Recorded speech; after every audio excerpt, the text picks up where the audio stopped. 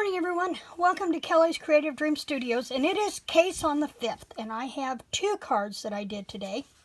And I apologize, this is going to be one of my fastest videos ever. I'm waiting on a call from the garage to go pick up my truck, and he should be calling any time, but I want to get this video ready to roll and upload before I left the house. So I was inspired by this angled trifold card. Oh, man. From Lorraine, Stamp with Lorraine on YouTube. And I wanted to try something different.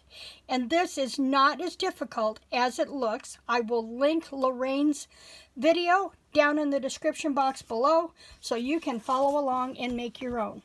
So I did 2 because she did 2 different styles. One she did with a belly band. And I'll show you why here. Because no matter how hard you crease these, you're going to have this flap, and you know it's kind of plain. You could put something there, but that's only going to add to the weight that's going to make it pop up. So I made the belly band. I guess I should start by saying I used Cute Halloween from Stampin' Up's July to December mini catalog. Punched out the pumpkin and I layered him up. You've seen me do the chipboard, make my own chipboard before, so I layered him up on 3 pieces of the basic black.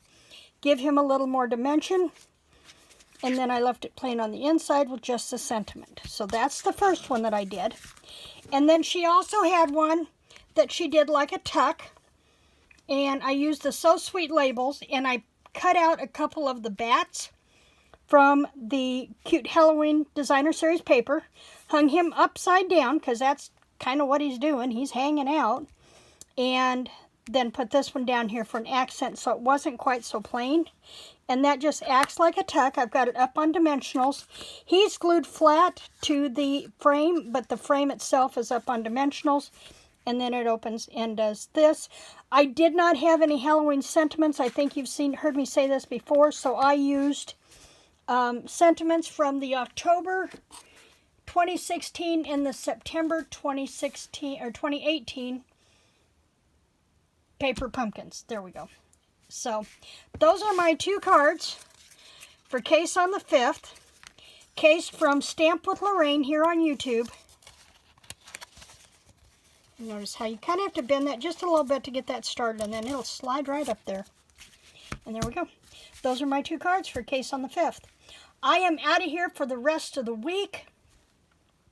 I think my next video is going to be 10 on the 10th, but I'm not promising. Depends on what I can get done before I have to leave on Thursday. So if not, I will have my 10 on the 10th cards done and ready to roll for November.